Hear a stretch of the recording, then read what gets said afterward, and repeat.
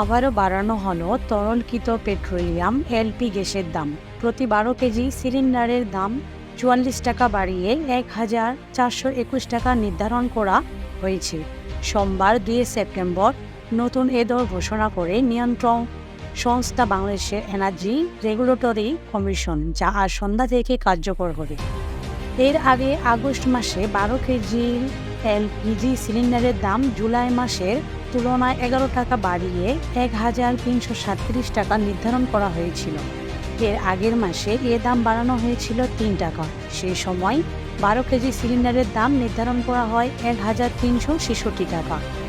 এর আগে সোমবার 1 September Bangladesh energy regulatory commission BERC এক বিজ্ঞপ্তি দেওয়া হয়।